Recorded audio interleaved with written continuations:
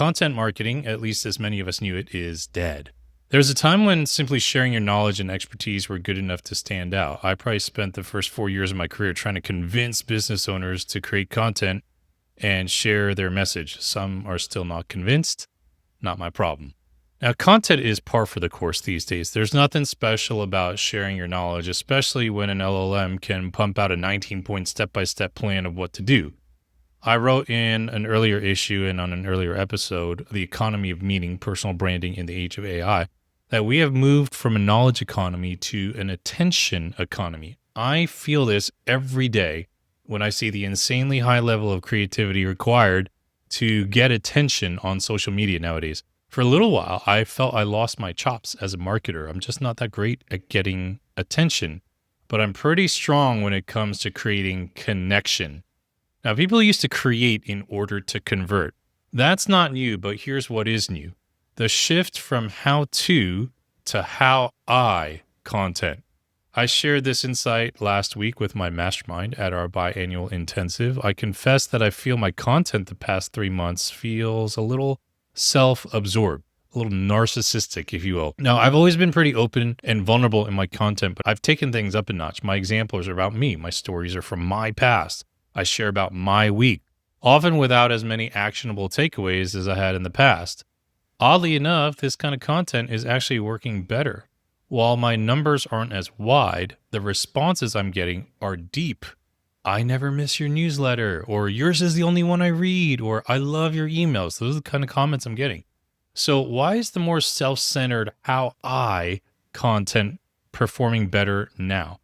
I've been saying this next point for a few years behind closed doors, but I feel confident to share it publicly now because I think it's true.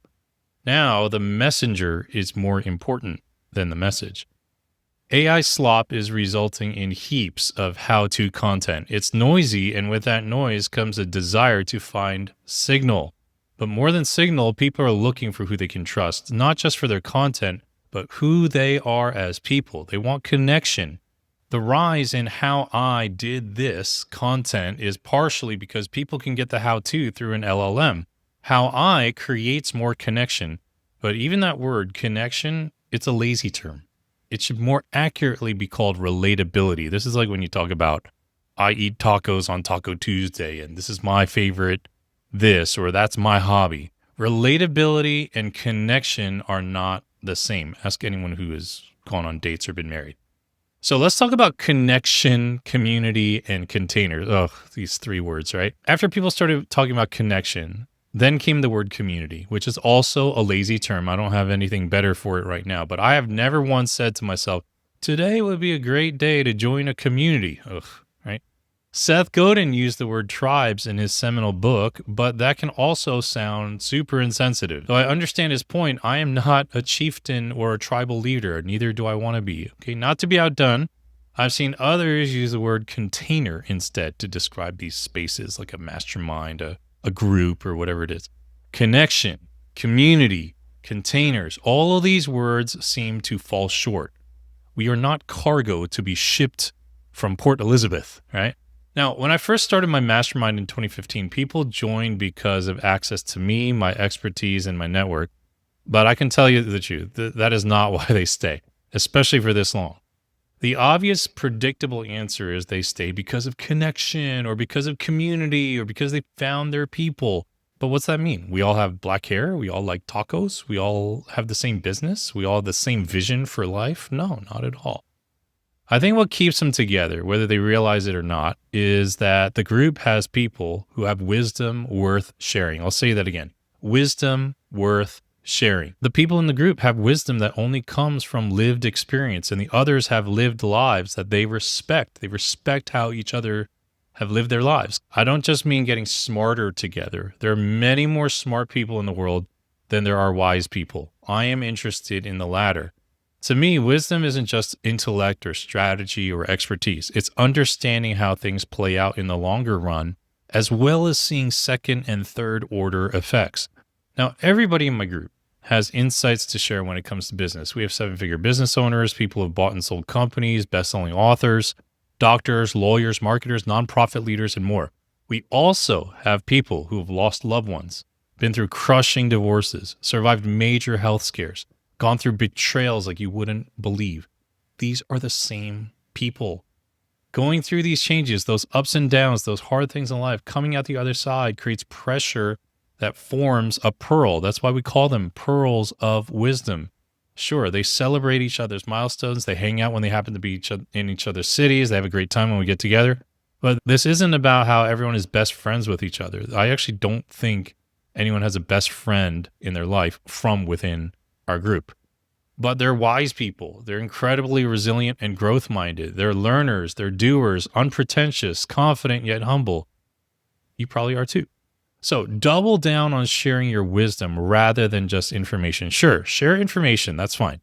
But just double up on the wisdom. People used to come to me to learn how to market themselves to grow their business. Now I think the precursor to that is whether I'm someone who has a deeper life beyond what I teach. It's the connection formed through wisdom, not through the details of my day or my quirky habits. At the risk of talking about myself even more, a few real questions people in my mastermind asked me when the cameras are off and we're in the hallways or riding in an Uber together. This is all from this past week. Wait, so you started your book like right when your divorce started? How in the world did you do that? That sounds really hard. Was cutting alcohol really hard? Are you scared that you dropped your retainer clients? Do you ever feel lonely doing all this work by yourself? How tiring is it doing all these mastermind groups and hosting these retreats? What do you do to unwind after these crazy events and stuff? Are you actually okay? Is it hard to like pour yourself out in these settings and then not have a partner?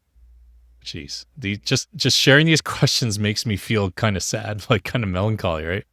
But I would like you to see what they're really looking for in these questions. They're not looking for information. They're looking for wisdom. Not perfect wisdom, not sterilized wisdom, not sanitized wisdom. They're looking for hard-won wisdom, the kind you get from having the crap kicked out of you and your soul torn up and then getting back up. So here's what I ask myself now before I write anything, especially the last couple months. How did you learn that? And how did you make that happen for yourself? Try these questions for yourself in your own writing, in your own creative work.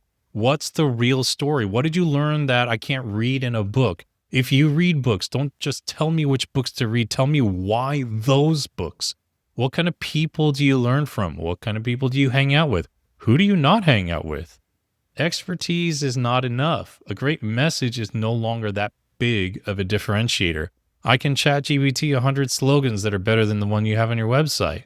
But your wisdom, the stuff you learned from burying a loved one, or learning to walk again after being in an accident, or how you rebuilt your life after your ex emptied your bank account, ripped up your soul, how you bounced back after business crashed. More of that stuff, please. Don't sit here and try to outcreate people who are 20 years younger than you, who grew up with Instagram and Snapchat, who just know their way around it. Stop trying to compete with them on what they know how to do better than any of us ever will. Start by sharing your wisdom. That's the one thing that you've earned. If you hate social media, all that stuff that comes along with trying to quote unquote be relevant and create content, don't create content. Share wisdom. Go hard on sharing it. Share the good, the bad, the ugly, the pain, the triumph. That's what's going to set you apart. Then I might just listen to what you have to say about building a stupid funnel or business acquisition or setting goals or living a life of balance or landing speaking gigs. Raise your standards for yourself and who you choose to learn from. People buy from messengers they believe, not messages they understand. The messenger is more important than the message. Be a messenger worth hearing because you carry wisdom worth sharing. That's the only way I see to move forward in this post-AI age. Now, if you liked this video, it would mean a lot to me if you would like it. If you're watching here on YouTube, subscribe to the YouTube channel if you haven't done so already. It really does help get word out about what I'm doing. And I do feel better when I see people engaging with the content. It does mean a lot. And if you would like these insights delivered straight to your inbox, you can always go to mikekim.com/newsletter. I drop the entire transcript, the entire newsletter into your email, so you don't have to go fishing for it. And if any of this resonated with you, please leave a comment. Let me know you read it or watched it or listened to it in any of those formats. And I look forward to you sharing your wisdom. Talk to you soon.